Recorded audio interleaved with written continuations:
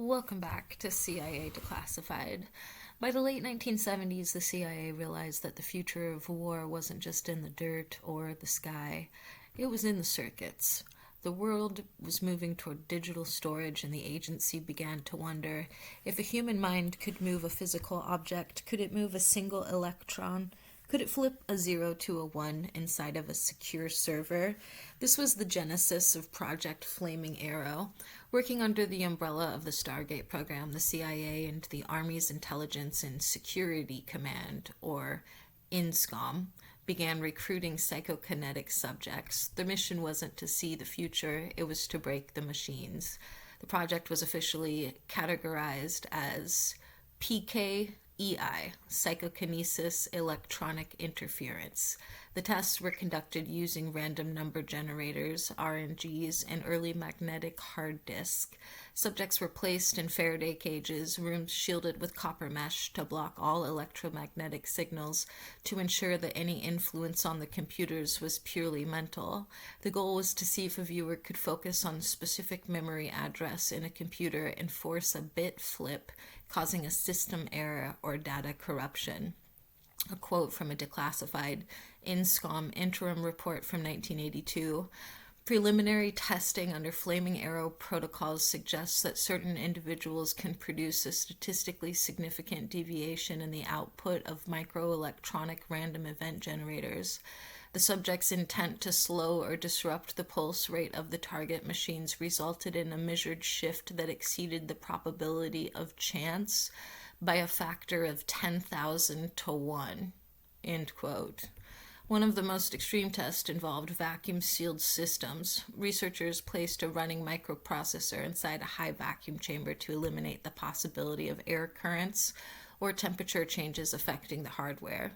Even under these conditions, logs indicate that one subject was able to induce a system freeze 3 times in a single session simply by visualizing the electricity stopping. In 1985, a series of experiments labeled Protocol 4 sought to determine if distance mitigated the effect. A subject located at Fort Meade, Maryland, was tasked with influencing a computer terminal at a secondary site over 150 miles away. The documentation notes that the subject claimed to travel through the wires, visualizing the binary flow as a river of light. During the window of the experiment, the target computer experienced a critical parity error that the technicians on site could not replicate or explain through hardware failure. Project records indicate a specific interest in the Schumann resonance, the Earth's electromagnetic frequency. The CIA hypothesized that psychics were using this planetary hum as a carrier wave to piggyback their mental intent into distant computer systems. This led to experiments where subjects were tuned using binaural beats to match the Earth's frequency before attempting to influence the digital targets. Among the more obscure files is a memorandum regarding biological cryptography. The agency explored whether a psychic could read the data stored on a magnetic tape without the tape being played. If a human mind could detect the alignment of magnetic particles on a disk, they could theoretically bypass any encryption software ever written, effectively turning a human being into a universal decryption key. A quote from Project Officer Lieutenant Colonel Albert Stubblebine. We are exploring a frontier where the distinction between the observer and the observed disappears. If the mind can interact with the photon, it can interact with the computer. The hardware is merely a more complex arrangement of the same subatomic particles we have already proven are susceptible to human intent. End quote. There is significant speculation that the project investigated digital possession. This theory suggests the agency was concerned that a sufficiently powerful psychic could not only crash a machine, but upload a portion of their cognitive pattern into a network. Speculation within the fringe intelligence community suggests that this was the true reason for the project's high security, the fear that an adversarial psychic could remotely haunt the U.S. nuclear command and control system, acting as a sentient, undetectable logic bomb. Observers of the Stargate files often point to the Ghost in the Shell redactions. These involve sections discussing the interaction between PKEI and early artificial intelligence prototypes. It is speculated that the CIA found that early neural networks were more sensitive to psychic influence than standard processors. The speculation posits that the more a machine thinks like a human, the more vulnerable it becomes to human mental interference, potentially allowing a psychic to persuade an AI to change its objectives. The final technical review of Flaming Arrow in the late 80s noted a strange phenomenon called the observer effect. When skeptics were in the room, the psychic influence on the computers dropped to zero. When the room consisted of believers or neutral parties, the bit flip rates spiked. This led to the operational conclusion that PKEI was vulnerable to localized skepticism, making it a difficult weapon to deploy in a field environment where the enemy would likely be actively resisting the intrusion. The declassified Flaming Arrow files contain a series of documents titled Operational Application Foreign Mainframes. These pages are almost entirely redacted. The heaviest redactions occur when the document discusses targeting Soviet ICBM guidance systems. There is heavy speculation that the CIA actually attempted to use remote viewers to crash Soviet missile computers during test launches.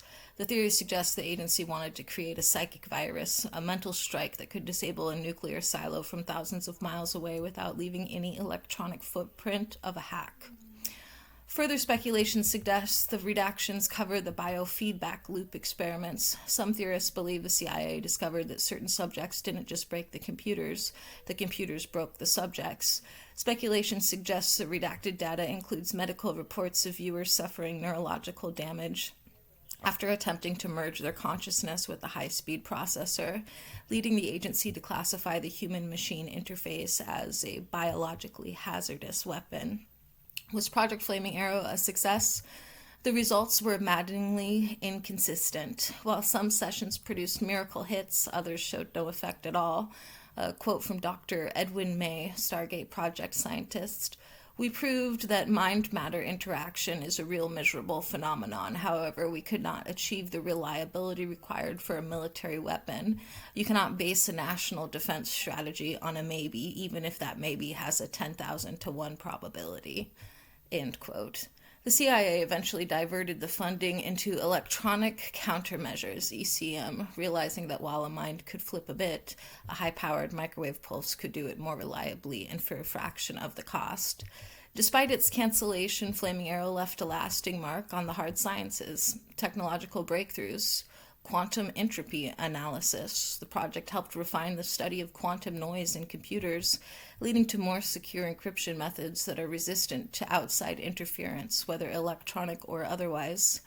Tempest shielding, research into how minds might leak into machines, contributed to the development of Tempest standards, which are the modern military requirements for preventing sensitive data from radiating out of computer hardware.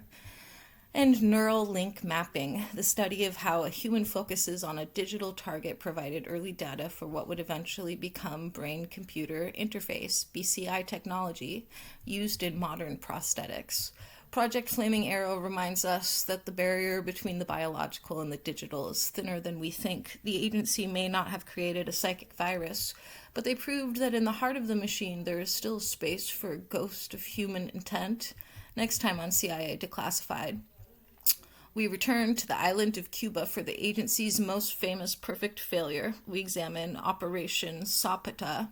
Beyond the politics, we'll look at the declassified tactical reports of the Bay of Pigs. From the midnight landing to the frantic messages for air support that never came, we explore the day the CIA's paramilitary dreams met the reality of the Cuban short line.